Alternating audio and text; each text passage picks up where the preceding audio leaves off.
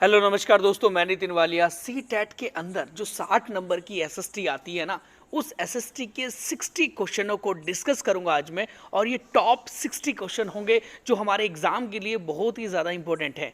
और हाँ, एक बात और, अगर हमारी वीडियो को आप लोग देख रहे हैं ना, तो इस वीडियो को तो आप लोग लाइक करेंगे ही करेंगे, लेकिन अपने आप को इस तरीके से एनालिसिस करेंगे इस वीडियो को देखते हुए कि हम लोग टेस्ट दे रहे हैं और इस टेस्ट के अंदर हमारे कितने मार्क्स बनते हैं। तो उस मार्क्स को आप लोग हमें कमेंट बॉक्स में बता सकते हैं कि कितने आपके आंसर सही गए हैं।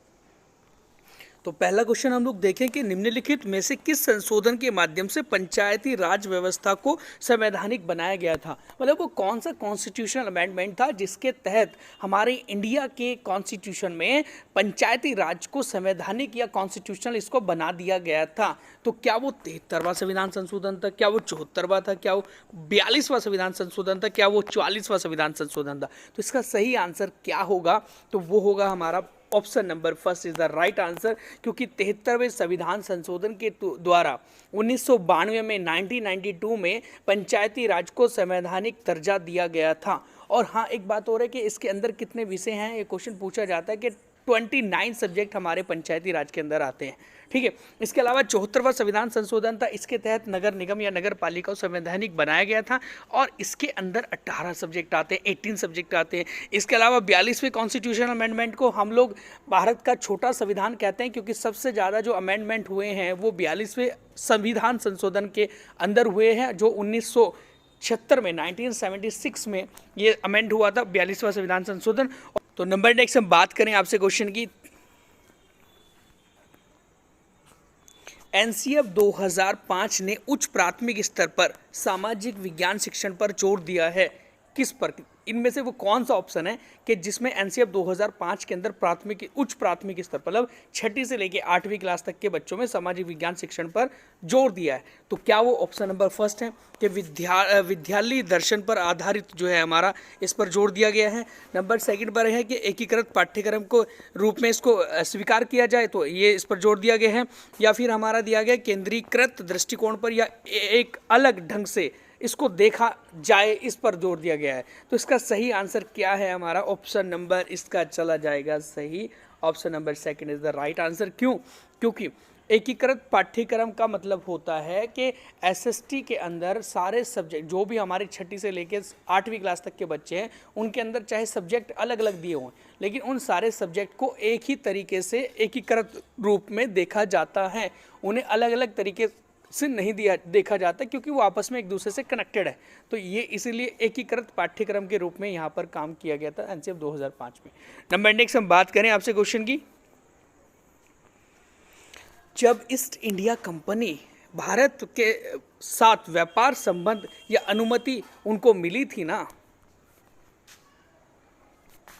जब ईस्ट इंडिया कंपनी को भारत के साथ व्यापार करने की अनुमति मिली, उस समय इंग्लैंड के शासक कौन थे, ऐसा करके प्रश्न है ना। तो इंडिया के अंदर जो एक ब्रिटिश ईस्ट इंडिया कंपनी को अनुमति मिली थी व्यापार करने की, तो वो इंडिया में तो आए वो 1600 ईस्वी में, उसके बाद वो अनुमति बाद में मिली है। ठीक है, तो जब वो 1600 ईस्वी में आए थे, जब कंपनी की स्थापना हुई थी, उस समय कौन शासक था? क्या वो एलिजाबेथ प्रथम, क्या विक्टोरिया महारानी थी, या महारानी एलिजाबेथ प्रथम थी, है ना, ये एलिजाबेथ द्वितीय है ना। तो उसके बाद है कि जॉर्ज प्रथम थे। तो इसका सही आंसर क्या जाएगा, है ना। तो उस समय महारानी एलिजाबेथ जो फर्स्ट थी ना, वो महारानी हुआ करती थी या शासक हुआ करती थी ब्रिटेन की। ठीक है, नंबर नेक्स्ट क्वेश्चन देखें, नाटकों और समूह को गतिविधियों बच्चों को बनाती है।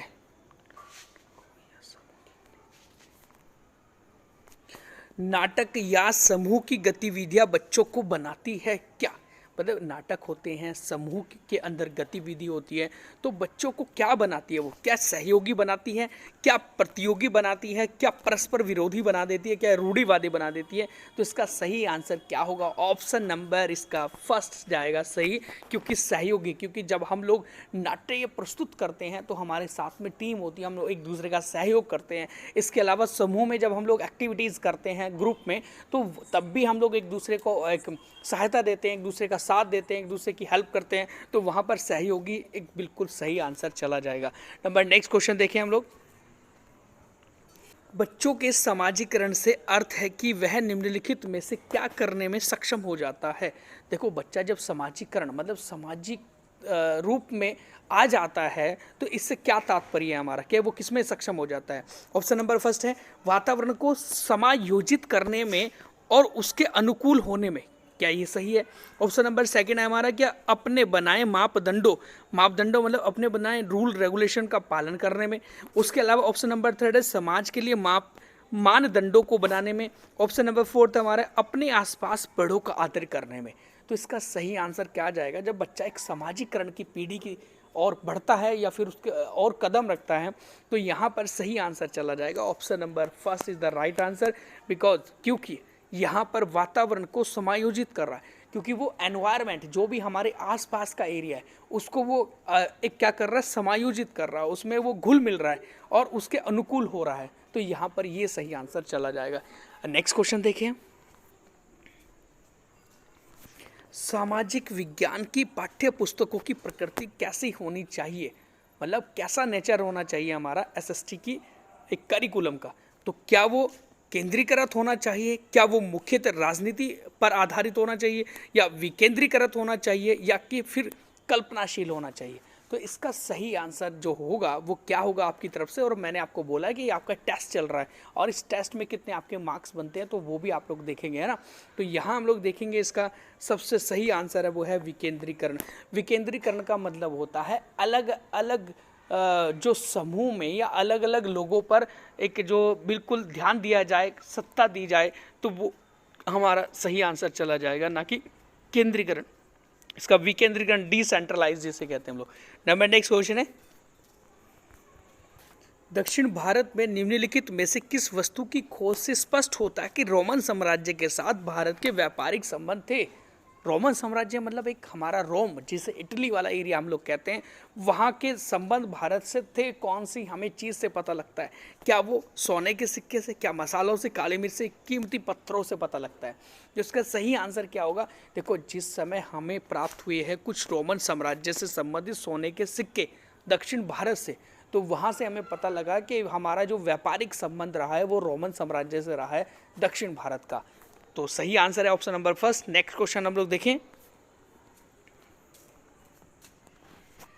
अधिगम का रचनात्मक सिद्धांत जिसे करके सिखाना या सक्रिय सिखाना कहा जाता है, इस उससे अधिगम के निम्न रूपों में से किस में मदद मिलती है?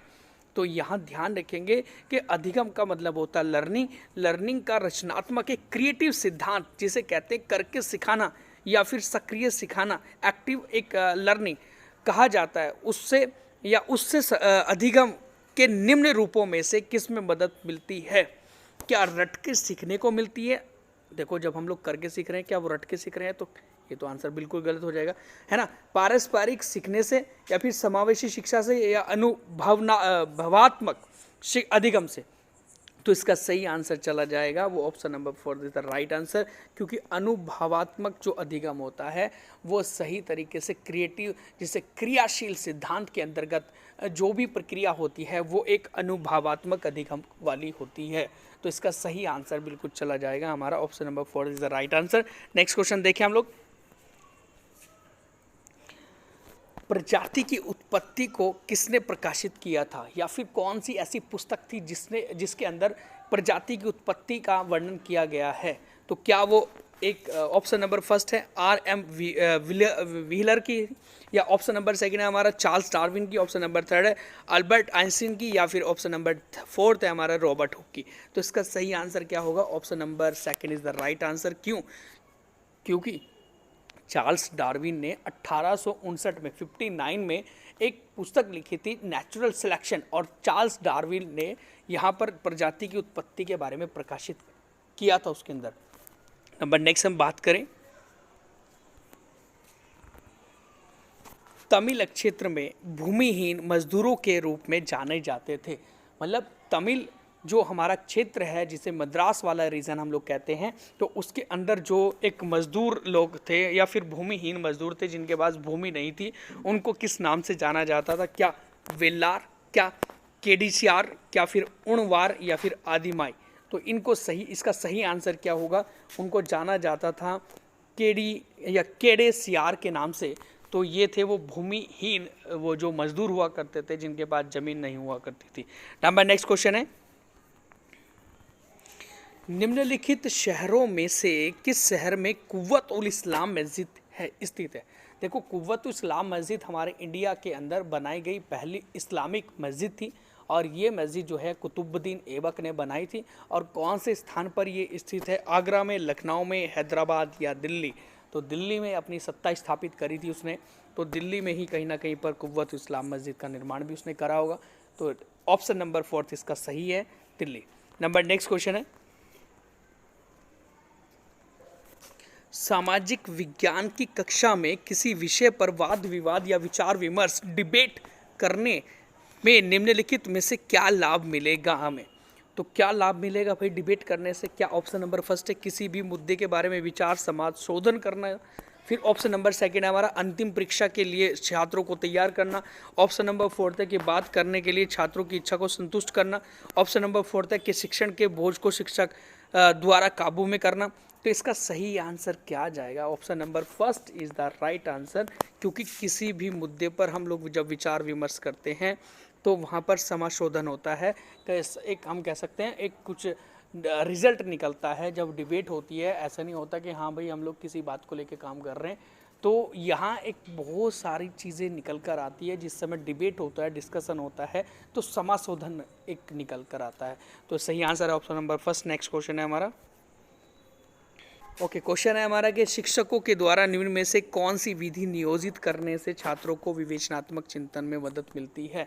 उसके विवेचनात्मक चिंतन में मदद मिलती है, चिंतन करेगा है ना, कंसर्न करेगा।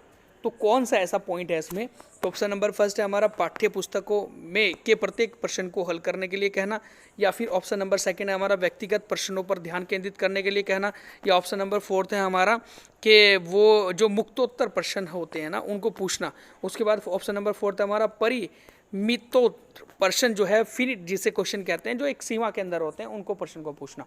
तो जब चिंतन की बात आ रही है और विवेचनात्मक चिंतन की बात आ रही है, तो यहाँ पर तो चीज़ों को सोचा जाएगा, ज़्यादा गहराई में सोचा जाएगा, चिंतन किया जाएगा, कंसर्न किया जाएगा। तो ऐसे कौन से प्रश्न हो सकते हैं, तो वो प्रश्न होंगे हमारे option number second the right answer, third is the right answer. क्योंकि मुक्तोत्तर प्रश्न जो है हमारे, जो ओपन एंडेड प्रश्न हमारे कहला रहे हैं, तो वो होंगे इसमें इसका सही आंसर, जहाँ पर चिंतन करने का हमें मौका मिलेगा। नंबर नेक्स्ट क्वेश्चन हम लोग देखें, शिक्षा का अधिकार अधिनियम 2009 नियमों के अनुसार उच्च प्राथमिक स्तर के लिए शिक्षक छात्र अनुपात हेतु निम्नलिखित में से कौन से अनुपात की सिफारिश की गई है। तो मतलब शिक्षा का अधिकार अधिनियम आया था 2009 में, जिसमें कहा गया था कि एक उच्च प्राथमिक शिक्षक जो होता है उसके मतलब एक शिक्षक जो होता है वो कितने बच्चों पर होगा, तो वो अनुपात कितना होगा, वो option number first is the right answer है। क्योंकि 1:35 होता है, 35 बच्चों पर एक शिक्षक होना अनिवार्य बात की गई थी।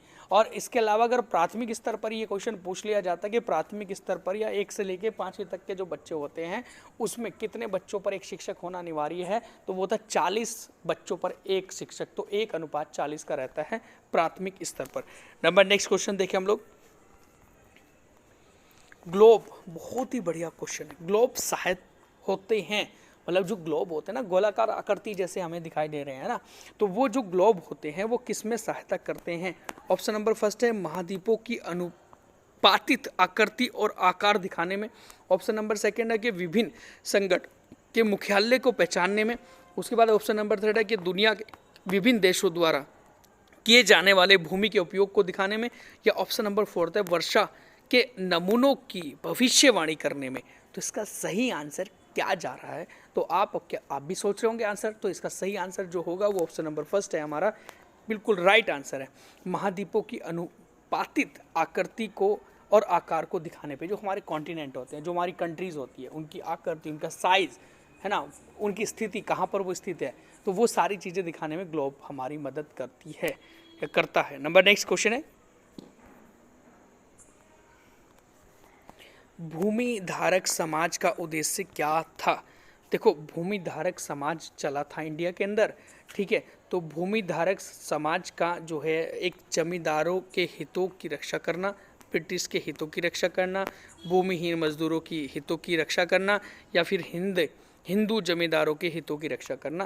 तो इसका सही आंसर क्या जाएगा मेरे भाई? तो इसका सही आंसर होगा option number first is the right answer. जो जमींदारों के हितों की रक्षा की जा रही थी उस टाइम पर, तो वो थी हमारी भूमि धारक साधक समाज का उद्देश्य। तो जो हमारे भूमि धारक समाज था ना, तो उस समय जमींदारों के हितों की रक्षा करता था। नंबर नेक्स्ट है, निम्नलिखित नदियों में से कौन सी नदी अरब सागर में गिरती है? मतलब ऐसी कौन सी रिवर है जो अरब सागर की ओर फ्लो होती है?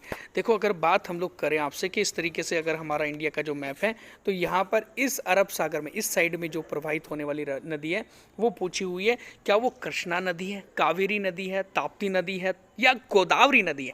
तो इसका सही आंसर क्या होगा? Option number third is the right answer, क्योंकि ताप्ती नदी जो है हमारी अरब सागर में गिरती है, खंबात की खाड़ी में गिरती है, मतलब गल्फ ऑफ खंबात। लेकिन इसके अलावा जो कृष्णा नदी है, जो हमारी गोदावरी नदी है, जो हमारी कावेरी नदी है, ये किधर जा रही है? बंगाल की खाड़ी की ओर प्रवाहित होती है। नंबर नेक्स्ट क्वेश्चन हम लोग देखें। कुंग सेन एक शिकारी समुदाय था जो निम्नलिखित में से किस स्थान पर रहता था? देखो, हमारी एनसीईआरटी की पुस्तक में कुछ जैसे डेजर्ट है, हमारे मरुस्थल है, उनके बारे में भी बताया गया है। इसके अलावा कुछ अलग अलग जगह विदेशों की जो रही है, वो विशेषकर जो जगह है हमारी एनसीईआरटी के अंदर, वहाँ पर बताया गया उनके बारे में। तो उनसे संबंधित भी प्रश्न हमारे एग्जाम में पूछे जाते हैं। तो यहाँ इसीलिए जो कुंग सेन एक शिकारी समुदाय था जो निम्नलिखित में से किस स्थान पर रहता था, ये करके क्वेश्चन है। क्या वो जम्मू कश्मीर में, क्या वो अफगानिस्तान में, क्या वो कालाहारी रेगिस्तान में, या फिर थार रेगिस्तान में? तो इसका सही आंसर हो जाएगा option number third is the right answer. क्यों? क्योंकि कालाहारी रेगिस्तान जो है वो अफ्रीका, दक्षिण अफ्रीका और बोत्सवाना कंट्री में पड़ता है, और कालाहारी मरुस्थल के अंदर ही क्या था? कुंग सेन एक शिकारी समुदाय रहता था। नंबर नेक्स्ट हम बात करें आपसे, निम्नलिखित पुस्तकों में से किस पुस्तक में बुद्ध और उनके शिष्यों के प्रवचन दिए गए हैं या लिखे हुए हैं? तो वो ऐसी कौन सी पुस्तक है जिसमें महात्मा बुद्ध जी के शिष्यों के प्रवचन लिखे हुए हैं? क्या वो सुत्त पिटक है, क्या वो विनय पिटक है, क्या अभिधम पिटक है, या त्रिपिटक है? क्योंकि त्रिपिटक के अंदर ही ये 3 पिटक आते हैं, सुत्त पिटक, विनय पिटक, अभिधम पिटक। तो यहाँ पर सही आंसर जाएगा जो बुद्ध और उनके शिष्यों का प्रवचन है, तो वह है सुत्त पिटक के अंदर। Option number first is the right answer है। नंबर नेक्स्ट क्वेश्चन हम लोग देखें, निम्नलिखित में से किस वर्ष में ब्लैक पावर आंदोलन का उदय हुआ था? देखो, ब्लैक पावर जो आंदोलन था ना, वो एक मार्टिन लूथर के विपरीत था, मतलब जो उन्होंने एक आंदोलन चलाया था उनके विपरीत आंदोलन था इस तरीके से। और यहाँ पर जो अश्वेत लोग थे ना, उनके हितों की भी बात बोली गई थी, या कुछ उनके ही लिए बात हो रही थी। तो यहाँ पर जो निम्नलिखित में से क्वेश्चन पूछा गया कि निम्नलिखित में से किस वर्ष में ब्लैक पावर आंदोलन का उदय हुआ था, तो वो क्या 1866 में था, 1911 में था, 1954 में था, 1966 में था? तो इसका सही आंसर जाएगा हमारा option number fourth is the right answer. 1966 में ना ये स्टार्ट हुआ था, और 1900 लगभग 57 तक ये चला, मतलब 77 तक ये चला था। तो ये जो आंदोलन रहा है वो कहाँ एक प्रचलित था, जैसे कि हम लोग कह सकते हैं कुछ अफ्रीका, ये हमारा अमेरिका वाले रीजन में ये जो स्टार्ट हुआ था, है ना। तो यहाँ पर नेक्स्ट क्वेश्चन हम लोग देखें, भारतीय संविधान के भाग 3 में निहित अनुच्छेद 12 से 35 तक के किसके अंदर दिए गए हैं? तो इसका सही आंसर क्या जाएगा? ऑप्शन नंबर फर्स्ट जाएगा कि राज्य के नीति निर्देशक सिद्धांत तो DPSP directive principle of state policy के अंदर है, या फिर वो संघ के अंदर द यूनियन के अंदर है, या फिर वो मौलिक अधिकारों के साथ हैं, या फिर वो मौलिक कर्तव्यों के साथ है, फंडामेंटल ड्यूटीज। तो इसका सही आंसर क्या होगा फिर? Option number is the third is the right answer. क्यों? क्योंकि मौलिक अधिकार जो हमारे फंडामेंटल राइट्स है ना, वो आर्टिकल नंबर 12 से लेकर 35 तक है, और पार्ट नंबर 3 के अंदर आते हैं। नंबर नेक्स्ट हम लोग देखें,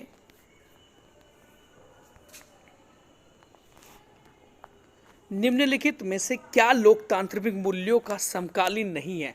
देखो, लोकतांत्रिक मूल्यों मतलब जो हमारी डेमोक्रेटिक वैल्यूज होती है उसके समकालीन, उसके रिलेटिव नहीं होगा। तो क्या ऑप्शन नंबर फर्स्ट है कि निर्णय लेने में जनता की भागीदारी, ऑप्शन नंबर सेकेंड है कि शक्ति का केंद्रीकरण, ऑप्शन नंबर फोर्थ है कि समान मतदान का अधिकार, या ऑप्शन नंबर फोर्थ है विविधता का सुविधा। देखो, ध्यान रखेंगे, डेमोक्रेसी के अंदर ये सारी चीज़ें आती हैं। एक तो ऑप्शन नंबर फर्स्ट भी आता है, निर्णय लेने में जनता की भागीदारी। फिर इसके अलावा हमारा क्या आ जाता है कि समान मतदान का अधिकार और विविधता की सुविधा, मतलब अलग अलग डिफरेंट टाइप के जो लोग होते हैं उनके लिए विविधता की सुविधा दी जाती है हमारी। तो ये तीनों चीज़ों तो हमारी डेमोक्रेटिक मूल्यों के अंदर आती है, लेकिन कौन सी नहीं आती है ये करके क्वेश्चन था। तो शक्ति का केंद्रीकरण, देखो केंद्रीकरण होता है सेंट्रलाइज और विकेंद्रीकरण होता है डिसेंट्रलाइज। केंद्रीकरण जो हो जाता है किसी एक विशेष व्यक्ति के पास सत्ता होना, और विकेंद्रीकरण होना, डिसेंट्रलाइज होना, अलग अलग लोगों में सत्ता का स्थानांतरण होना।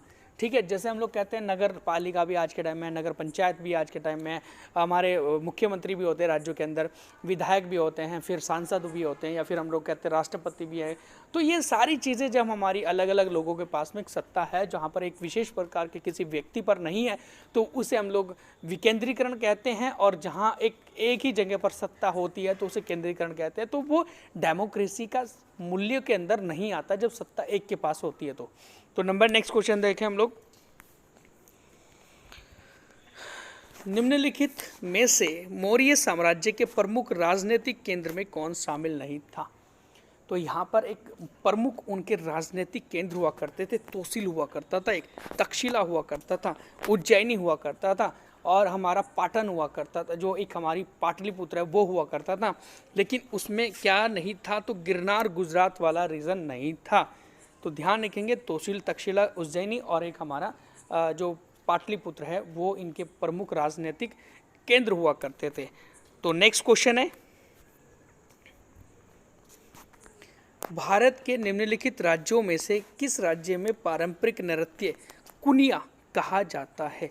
पारंपरिक नृत्य को कुनिया कहा जाता है। क्या वो उड़ीसा में, क्या मध्य आंध्र प्रदेश में, क्या कर्नाटक में, क्या मणिपुर में। तो इसका सही आंसर चला जाएगा option number third is the right answer. जो कर्नाटक है, कर्नाटक में पारंपरिक नृत्य को कुनिया के नाम से जाना जाता है। नंबर नेक्स्ट क्वेश्चन है, निम्नलिखित कथनों में से कौन सा कथन ग्राम सभा के विषय में सत्य है। ग्राम सभा क्या होती है भाई, देखो ग्राम पंचायत अलग होती है, ग्राम सभा अलग होती है। और हम लोग पहले नंबर पे ऑप्शन देखें इसका कि गांव का हर व्यक्ति ग्राम सभा का सदस्य होता है। क्या ये सही है? ओके, कोई भी जो 18 साल या उससे अधिक है या उससे अधिक की उम्र का है वह ग्राम सभा का सदस्य होता है। ऑप्शन नंबर थर्ड है कि कोई भी जो 21 वर्ष या 21 साल या उससे अधिक का है तो वो ग्राम सभा का सदस्य है। ऑप्शन नंबर फोर्थ है कि एक ग्राम सभा में केवल एक ही गांव होता है। तो इसका सही आंसर क्या होगा मेरे भाई? तो आंसर इसका सही चला जाएगा option number second is the right answer. क्यों? क्योंकि सेकंड जो है हमारा वो ये कह रहा है कि जो हमारे किसी भी गांव के अंदर 18 वर्ष से ऊपर के जो लोग होते हैं जो भागीदारी करते हैं, वोट डालते हैं पंचायत को चुनने में या पंचायत के ग्राम प्रधान को चुनने में, तो वो व्यक्ति जो होते हैं 18 साल से ऊपर के, और चाहे उसमें महिला है, चाहे वो पुरुष है, चाहे वो बच्चे हैं, 18 साल से ऊपर उनकी उम्र होनी चाहिए। और चाहे उसके अंदर प्रधान है, चाहे बीडीसी है, सब के सब जो भी उस गांव के अंदर 18 साल से ऊपर के लोग हैं वो हमारे ग्राम सभा का एक सदस्य होते हैं। तो option number second is the right answer. Next question है,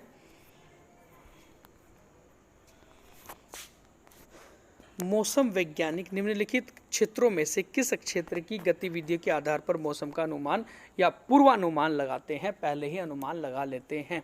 तो इसका सही आंसर क्या होगा?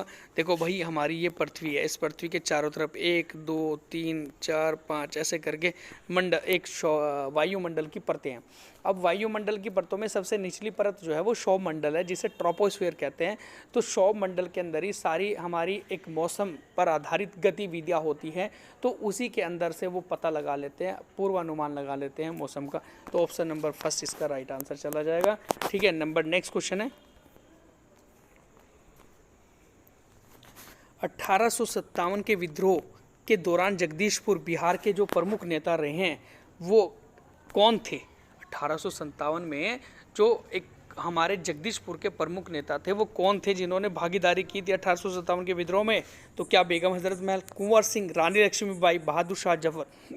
तो इसका सही आंसर क्या होगा? इसका सही आंसर होगा option number second, Kunwar Singh Jagdishpur Bihar में जो पड़ता है, वहाँ से 1857 की क्रांति का नेतृत्व किया था। और इनकी उम्र लगभग सबसे ज़्यादा कही जाती है सभी के सभी हमारे भारत के क्रांतिकारियों में। 75 से 80 वर्ष की इनकी उम्र कही जाती है। नेक्स्ट क्वेश्चन है, निम्नलिखित ग्रहों में से कौन सा ग्रह जोवियन ग्रह कहलाता है? जोवियन मीन्स मतलब गैसों वाला, जिसमें हीलियम हाइड्रोजन गैस होगी। तो यहाँ पर वो कौन सा होगा? क्या वो मरकरी होगा, क्या वो मार्स होगा, क्या वो वीनस होगा, क्या वो जुपिटर होगा? तो इसका सही आंसर क्या होगा?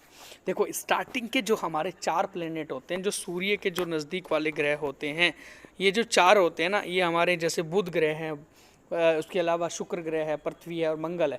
तो वो तो सारे के सारे चट्टान और मिट्टी के बने होते हैं। लेकिन जो बाद के 4 ग्रह होते हैं वो गैसों के बने होते हैं, जिनमें से हमारे जुपिटर आता है, बृहस्पति ग्रह आता है, शनि आता है, वरुण आता है। ये चारों के चारों बाद के हैं।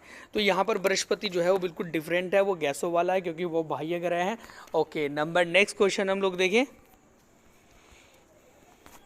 निम्नलिखित में से किस छात्र के द्वारा दिए गए या किए गए व्यवहार का अंतर्गत अच्छा माना जाता है?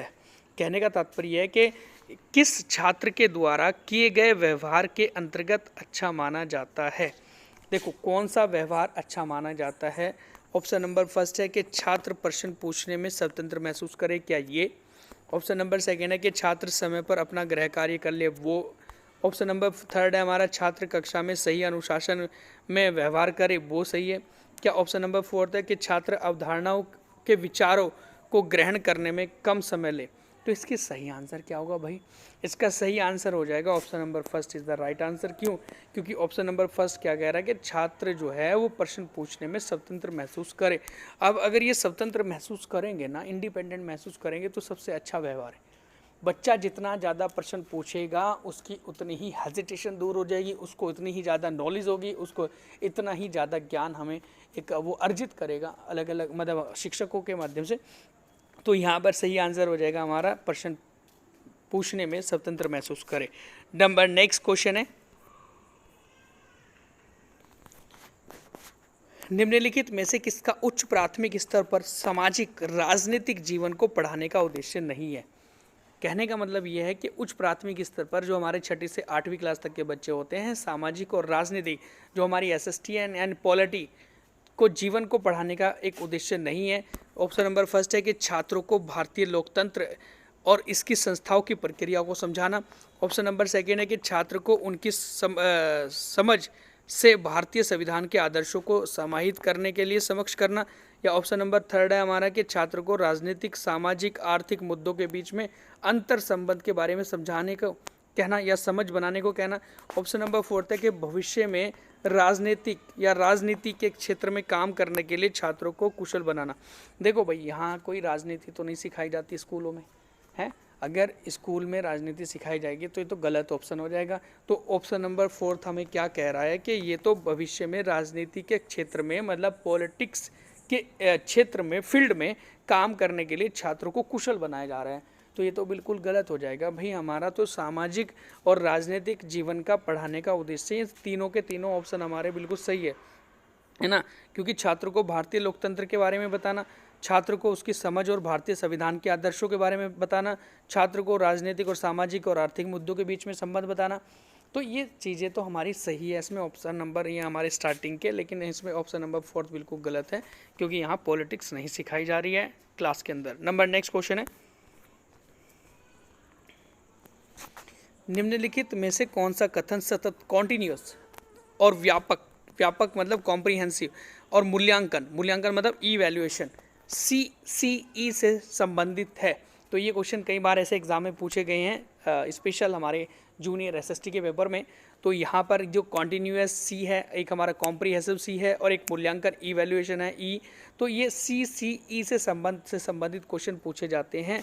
तो यहाँ पर क्या इसका सही आंसर जाएगा कि आसान और रटकर अधिगम करने के लिए प्रोत्साहित करना, प्रभावी चिंतन सोच के लिए कोई रास्ता न देना, बाल केंद्रित शिक्षण तरीकों का समर्थन करना, या फिर केवल मूल्यांकन के लिए सहशिक्षण पहलुओं पर बल देना।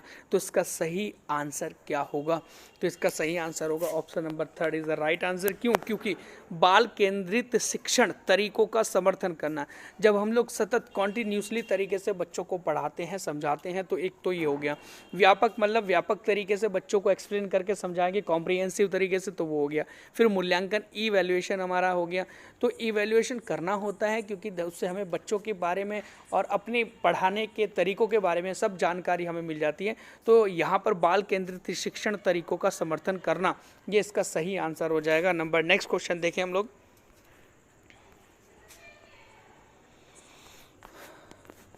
शिक्षण अधिगम प्रक्रिया के दौरान CCE मतलब हमारा जो अभी इससे पहले हमने क्वेश्चन करा है, एक तो कॉन्टिन्यूसली, एक हमारी कॉम्प्रिहेंसिव और एक इवैल्यूएशन, मूल्यांकन करने में निम्नलिखित में से किस प्रकार मदद करता है? हमारा जो CCE है वो किस प्रकार से मदद करता है मूल्यांकन करने में? तो ऑप्शन नंबर फर्स्ट है कि बच्चों की प्रगति के रिपोर्ट और रिकॉर्ड को प्रभावी रूप से रखने के लिए शिक्षकों को सक्षम में मदद करता है। ऑप्शन नंबर सेकेंड है कि स्मरणशीलता तकनीकी को बढ़ावा दे सकता है या देकर, या ऑप्शन नंबर थर्ड है कि एक सामाजिक विज्ञान कक्षा में विभिन्न विषयों के एकीकरण से फरेज करके, या फिर ऑप्शन नंबर फोर्थ है शिक्षकों को सबसे आसान तरीके से पाठ योजना बनाने में। तो इसका सही आंसर क्या होगा? Option number is the option number जो हमारा हो जाएगा फर्स्ट, इसका बिल्कुल सही आंसर जाएगा कि बच्चे की प्रगति के रिपोर्ट और रिकॉर्ड को प्रभावी रूप से रखने के लिए शिक्षकों को समक्ष करके ये हमारा मदद करता है। ऑप्शन नंबर नेक्स्ट है, निम्न में से किस सदन में अध्यक्ष के लिए न्यूनतम आयु पात्रता अपने सदस्यों से अलग होती है? देखो भाई, यहाँ कहने का तात्पर्य यह है कि कौन से सदन के जो अध्यक्ष होते हैं, चेयरमैन होते हैं, उसकी उम्र या उसकी एज जो होती है उसके सदस्यों से ज़्यादा होती है या डिफरेंट होती है। तो लोकसभा के होती है क्या, राज्यसभा के होती है क्या, विधानसभा लेजिस्लेटिव असेंबली की होती है क्या, विधान परिषद लेजिस्लेटिव काउंसिल के सदस्यों की होती है क्या? तो इसका सही आंसर क्या जाएगा हमारा? देखो, लोकसभा में जो सदस्य होते हैं वो तो 25 साल उनकी उम्र होती है, और जो लोकसभा के अध्यक्ष होते हैं तो उनकी भी 25 साल होती है। राज्यसभा में जो सदस्य होते हैं उनकी उम्र जो होती है निम्नतम सदस्य बनने की वो 30 वर्ष होती है, लेकिन राज्यसभा का जो अध्यक्ष होता है या पदेन सभापति होता है वो भारत का उपराष्ट्रपति होता है, और उपराष्ट्रपति की निम्नतम आयु 35 वर्ष होती है। तो राज्यसभा के सदस्य 30 वर्ष में की निम्नतम आयु होती है, और राज्यसभा के जो अध्यक्ष होते हैं उनकी निम्नतम आयु 35 वर्ष होती है। तो ये डिफरेंट है दोनों में, तो ये आंसर चला जाएगा Rajya Sabha is the right answer. Number next question है,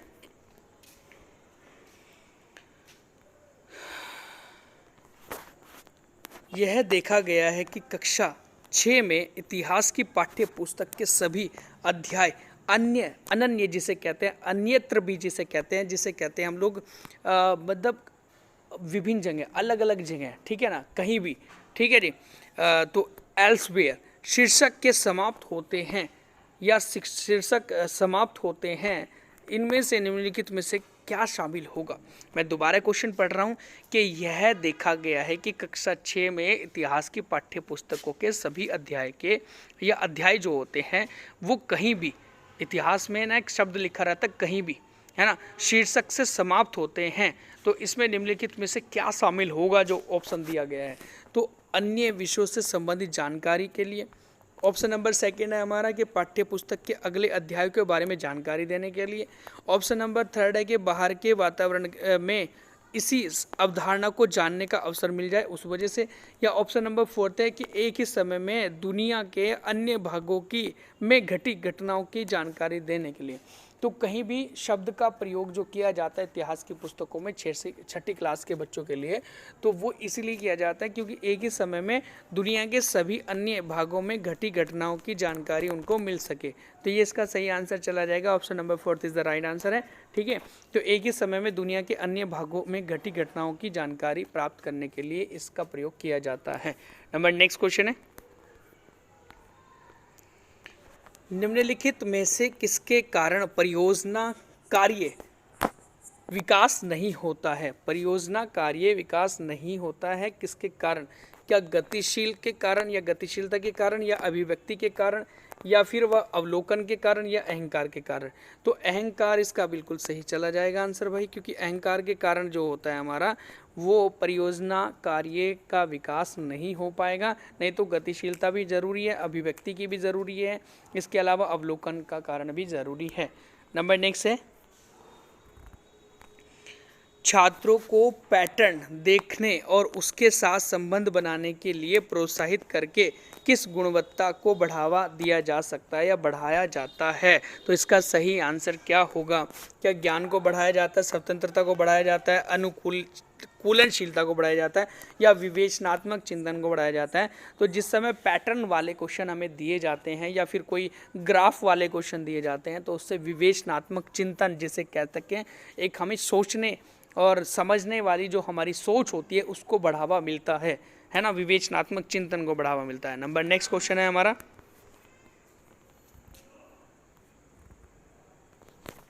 निम्नलिखित विशेषताओं में से कौन सी विशेषता सामाजिक विज्ञान की पाठ्य पुस्तकों का प्रतिनिधित्व करती है? मतलब इनमें से कौन सी ऐसी विशेषता है जो हमारी एसएसटी की करिकुलम की प्रतिनिधित्व करती है? तो ऑप्शन नंबर फर्स्ट है हमारा कि सामाजिक विज्ञान के क्षेत्र में विभिन्न घटकों के लिए असमान शिक्षण के समय और अंक आवंटित करना। ऑप्शन नंबर सेकेंड है कि लेखक की पसंद के अनुसार विभिन्न मुद्दों और विषयों को वितरण करना। ऑप्शन नंबर थर्ड है कि किसी भी अनजाने लिंग या सामाजिक पूर्वाग्रह से बचने के लिए प्रकाशित पाठ्य पुस्तकों की समीक्षा करना। या ऑप्शन नंबर फोर्थ है कि प्रत्येक अध्याय के बाद तकनीकी पदों की शब्दावली और पुस्तकों के अंत में एक सूचकांक देना। तो इसका सही आंसर चला जाएगा option number fourth is the right answer है, क्योंकि प्रत्येक अध्याय के बाद में ना तो जो हमारी इस अध्याय के अंदर टेक्निकल वर्ड आए थे या तकनीकी जो शब्द थे या पद थे तो उनको ना बाद में उन्होंने पुस्तकों के अंत में दिखाया और एक सूचकांक दिया। ठीक है, तो ये इसका सही आंसर है, जिससे बच्चों को तकनीकी शब्द जो होते हैं वो समझ जाएंगे, वो बाद में जब जो दिखा देते हैं लास्ट के पेज पे। ठीक है, तो ये इसका सही आंसर हो जाएगा। नंबर नेक्स्ट हम बात करें आपसे क्वेश्चन की, वो है हमारा कि उच्च प्राथमिक कक्षा है ना, उच्च प्राथमिक कक्षा के लिए सामाजिक विज्ञान के छात्र में निम्नलिखित में से किसको कौशल विकसित किए जाने की आवश्यकता नहीं है? मतलब किसको स्किल डेवलप किए जाने की आवश्यकता नहीं है? ऑप्शन नंबर फर्स्ट है कि तुलना करने और अनुभवों के विपरीत कार्य करने की क्षमता। ऑप्शन नंबर सेकेंड है तथ्यों के कारण से अधिक ध्यान केंद्रित करने की क्षमता, या फिर दृश्य सामग्री की व्याख्या करने में की क्षमता, या फिर विवेचनात्मक चिंतन। देखो विवेचनात्मक चिंतन भी इसका सही आंसर है, दृश्य सामग्री की व्याख्या करने की क्षमता भी इसका सही आंसर है, और इसमें हमारा ऑप्शन नंबर फर्स्ट जो है तुलना करने और अनुभवों के विपरीत कार्य करने की क्षमता भी हमारा सही है, लेकिन तथ्यों पर कारण से अधिक ध्यान केंद्रित करना ये इसका गलत हो जाएगा। ऑप्शन नंबर सेकेंड ये बिल्कुल गलत है। ठीक है, तो यहाँ हम लोग ध्यान रखेंगे कि तथ्यों पर कारण से ज़्यादा ध्यान देना, जो फैक्ट्स होते हैं ना उस पर ज़्यादा ध्यान दिया जा रहा है, केंद्रित किया जा रहा है उस पर ज़्यादा ध्यान, तो ये गलत हो जाएगा। नंबर नेक्स्ट क्वेश्चन है, निम्नलिखित स्थानों में से कहाँ जीवन के विकास के बारे में जानने के लिए भ्रमण करना चाहिए?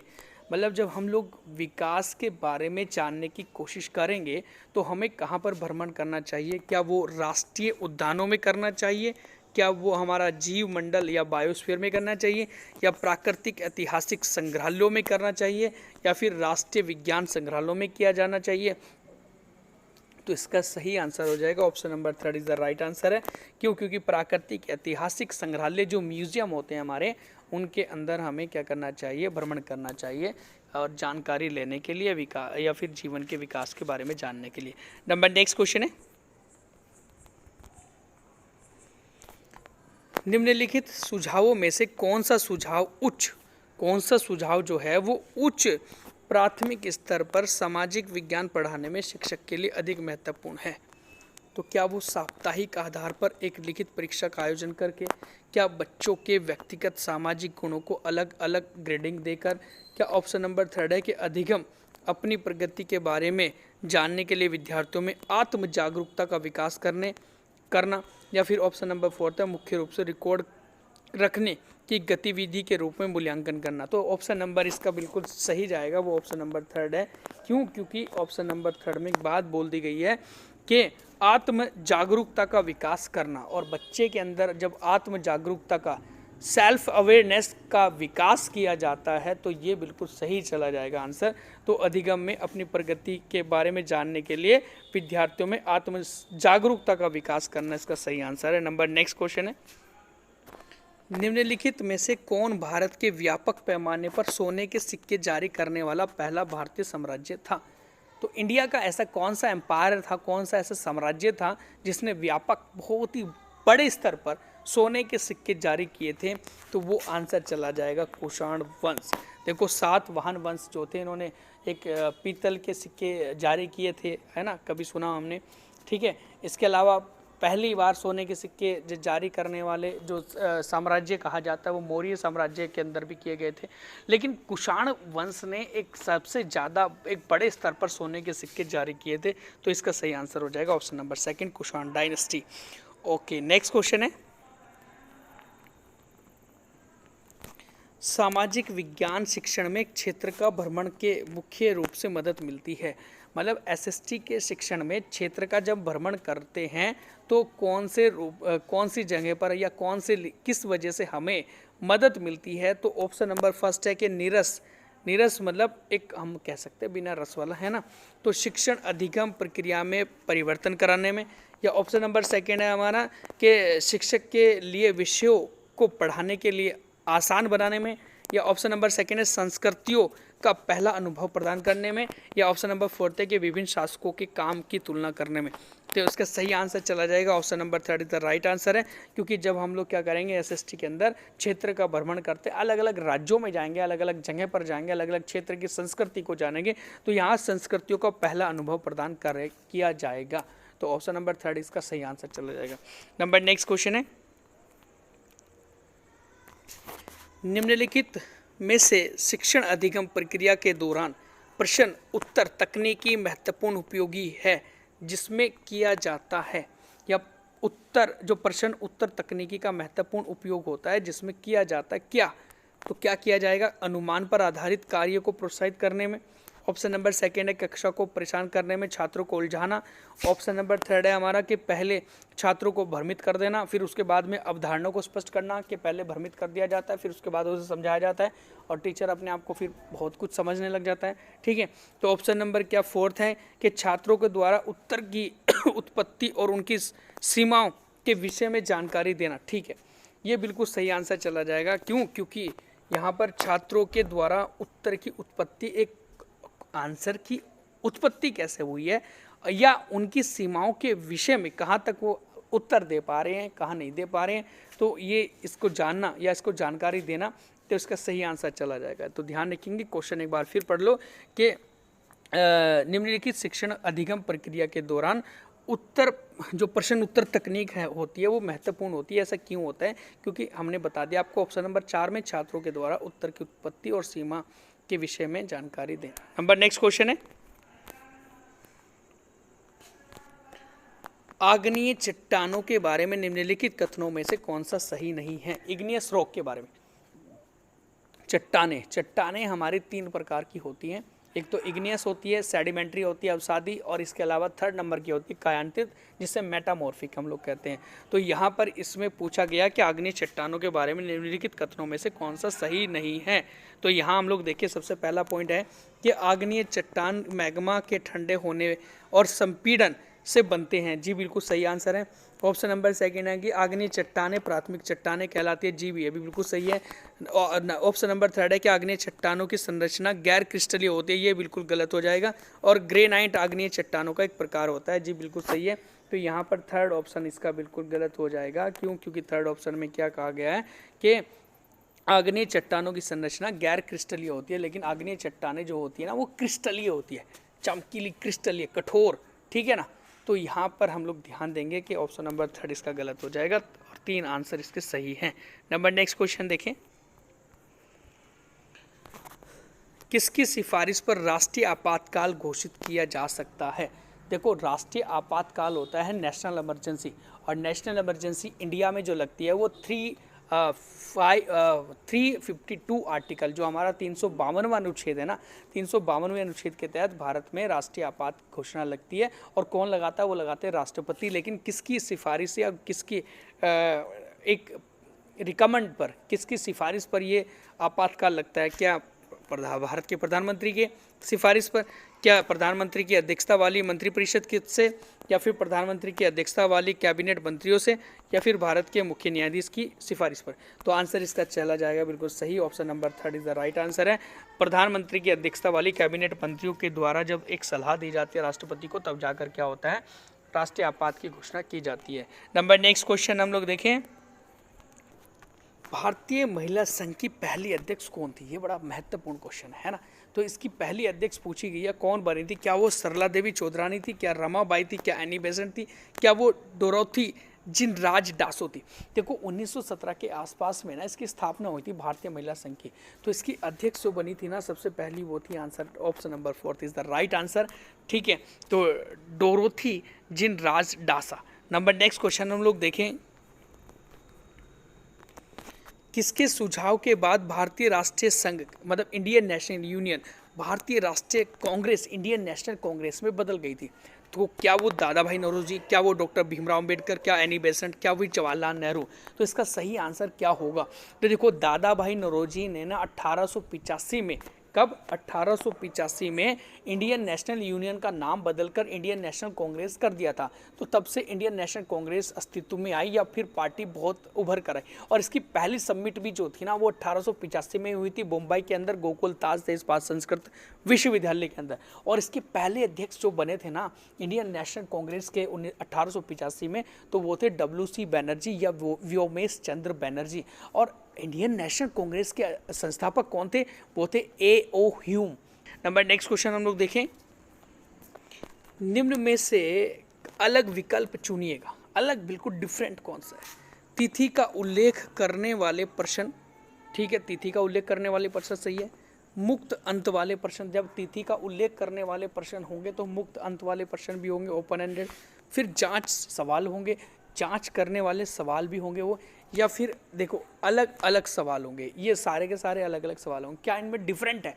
तो डिफरेंट हो जाएगा, option number 4 is the right answer. अलग अलग सवाल, अलग अलग सवाल की ही बात क्यों आ रही है? क्योंकि तिथि वाले प्रश्न जो होंगे हमारे, वो जो होंगे वो मुक्त अंत वाले होंगे और वो जांच पड़ताल करने वाले। तो ये तीनों के तीनों मेल खाते हैं, ठीक है। लेकिन यहाँ पर चौथा ऑप्शन गलत हो जाएगा। नेक्स्ट क्वेश्चन देखें, सामाजिक विज्ञान की पाठ्य पुस्तकों में निम्नलिखित में से कौन सी विशेषता स्कूल, घर, समुदाय तथा अधिगम के बीच खाई का कारण बन रही है या है? तो इसका सही आंसर क्या होगा? ऑप्शन नंबर फर्स्ट है इतिहास की पाठ्य पुस्तकों में दिए गए सुराग और सूत्रों का उपयोग। नंबर सेकेंड है नागरिक शास्त्र के पाठ्य पुस्तकों की प्रस्तुति। ऑप्शन नंबर थर्ड है कि इतिहास की पाठ्य पुस्तकों के सभी अध्याय के अंत में उपस्थित होना। या ऑप्शन नंबर फोर्थ है कि भूगोल पाठ्य पुस्तकों में पृथ्वी तथा वहाँ की घटनाओं का अध्ययन करना। तो क्या इसका सही आंसर जाएगा, मतलब कौन सा अधिगम के बीच में खाई बन रहा है? स्कूल, घर और समुदाय। तो ऑप्शन नंबर सेकंड ये बिल्कुल गलत आंसर है, या खाई बन रहा है। क्यों? क्योंकि नागरिक शास्त्र के पाठ्य पुस्तकों की प्रस्तुति जो है ना, नागरिक शास्त्र एक प्रकार का सिविक्स है, सिविक्स मतलब हमारे पॉलिटिक्स है, पॉलिटिक्स हमारी राजनीति है। तो यहाँ स्कूल, घर और समुदाय जो है हमारा, तो ये तो एक सामाजिक तरीके से चल रहा है। जैसे स्कूल में एक व्यवहारिक तरीके से ज्ञान दिया जा रहा है, घर में भी दिया जा रहा है, समुदाय में भी दिया जा रहा है। लेकिन ये जो पॉलिटिक्स है ना, जिसके अंदर लोकतंत्र के बारे में बताना, उसके मुद्दों को बताना कि किस तरीके से राजनीति उभर रही है, किस तरीके से लोग कार्य कर रहे हैं, या फिर किस तरीके से लोगों को, समाज को बांटा जा रहा है, तो वो सारी चीज़ें हमारी सामाजिक शास्त्र के पाठ्य पुस्तकों की प्रस्तुति है। तो नेक्स्ट क्वेश्चन देखें, निम्नलिखित शिक्षण सहायक सामग्री में से कौन सबसे सटीक जो अलग अलग रूपों में ताजे पानी की उपलब्धता को दिखाने के लिए इस्तेमाल किया जा सकता है?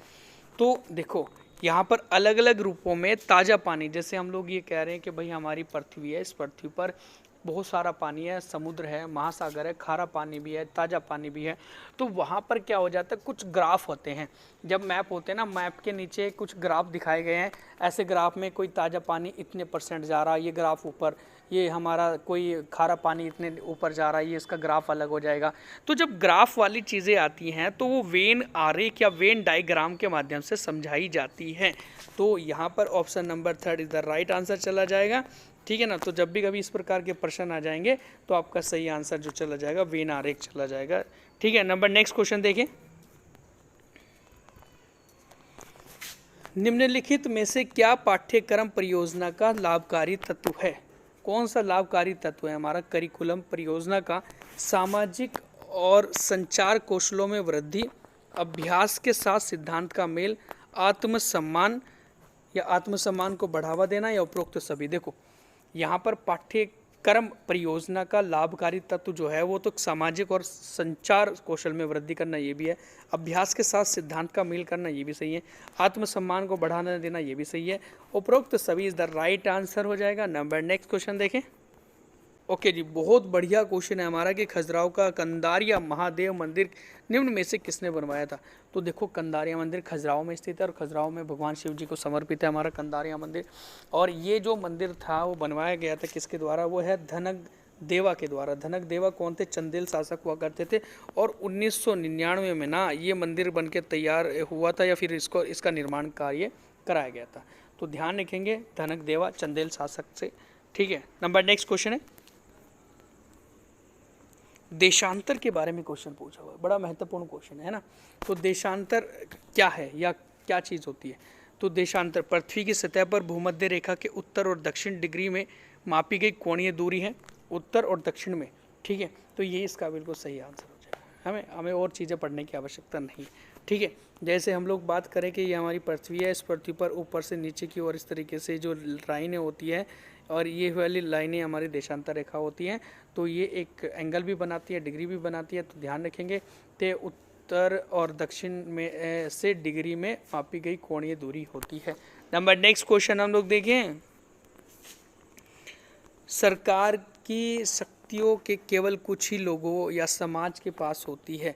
मतलब कहा जा रहा है कि सरकार की शक्तियाँ केवल कुछ ही लोगों के पास या समाज के पास होती है। तो वो क्या चीज़ कहलाती है?